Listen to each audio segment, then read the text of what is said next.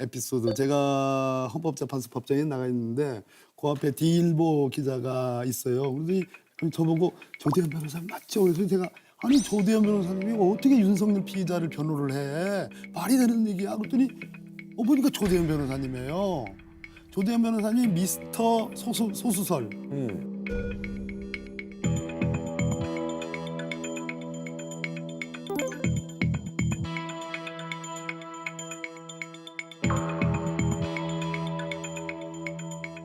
그분들이 성상이 이렇게 지났다고 그래가지고 윤석열 피의자를 변호를 하는데 다른 건 다 좋아요. 부정선거 음모론을 그 얘기를 아주 그냥 아무런 근거 없이 말씀을 하시는 걸 보면서 도대체 이분들의 병이 깊구나.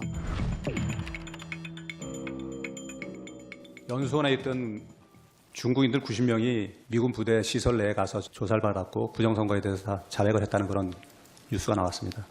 그게 팩트이든 아니든 그런 정도의 의혹이 발생하고 있고 저희 미국에서 그걸 갖다 조사했다면 이제 발표를 하겠죠.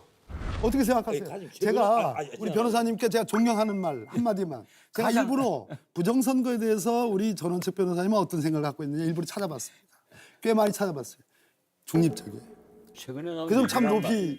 그래서 지금 분위기가 좋아요 말이에요. 예, 그런데 제가 거기에 대해서 한 말씀만 드릴게요. 네. 저는 이번에 윤석열 대통령이 어디서 어떤 정보를 받았는지 모르겠는데 지난 총선을 부정선거다. 특히 국외 세력, 네네. 국외 외부 거기에서 세력. 제가 진짜 잠깐만요. 예, 말씀하십시오. 그때 연계된 부정선거다. 이런 첩보를 많이 받았다는 거예요. 그래서 이 선관위가 왜 여기에 대해서 검증을 받지 않느냐 아마 이런 생각을 가진 것 같아요.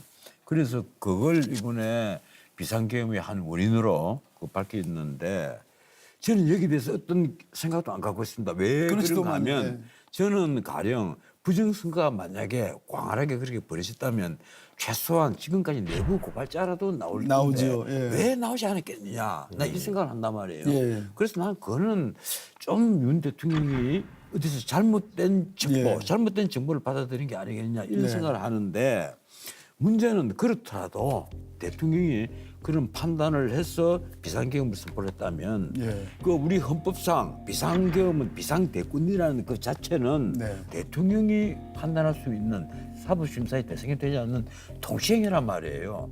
그런데 대통령 이리 와 수갑 채우고 그리고 수의를 꼭 입혀야 된다. 그래서 이 국가의 명예를 땅에 쳐박아야 된다. 나는 이건 아니라고 봐요. 제가 헌법재판소에서 아까 말씀드린 배 변호사님, 차모 변호사님. 그분들 다 훌륭한 우리가 변호사들이에요. 아니 그러니까 누가 뭐래요? 그러니까 훌륭하면 훌륭하다는 증명을 해야죠. 자, 이 부정선거론 특히 뭐 중국인 90몇 명이 무슨 뭐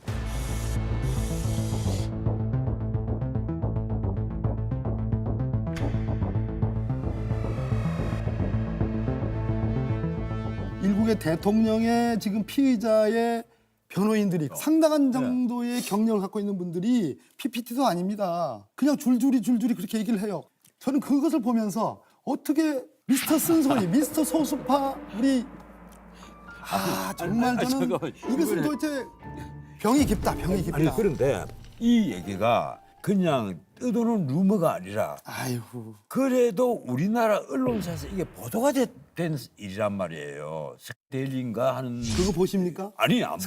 일리가 나는 그런 게 띄워가지고 평양에서 나는- 침투했던 그것을 가장 최고 많이 쓴 나는 얼마예요? 스데일리가 어디에 있는지도 모르고 기자가 몇 명인지도 모릅니다. 다만 적어도 우리나라에서 언론사로 되어 있는 언론사에서 기본적으로 보도가 됐단 말이에요. 그리고 거기에 대해서 후속 취재를 한 언론사에서도 아직까지 정확한 뉴스가 나오고 있지 않습니다. 아니니까.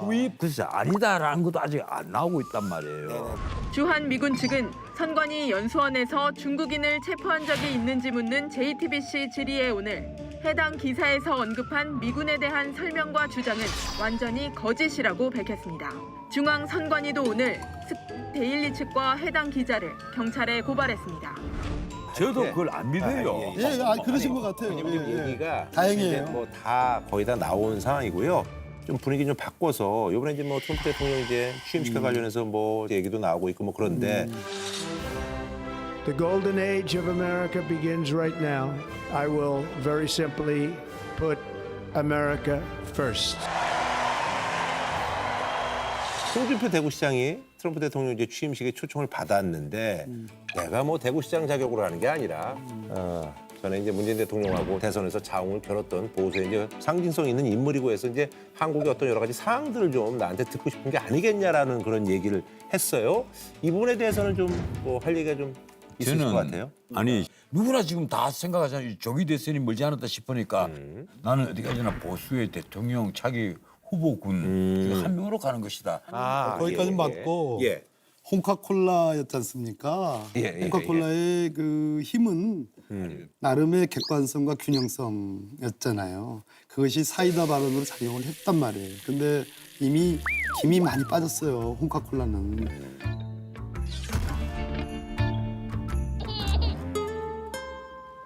아 근데 김이 빠졌다는 얘기까지는 조금 위험하죠. 아니, 저런 얘기할 수 보수의 있어요. 중요한 후보자인데. 김 많이 빠졌죠.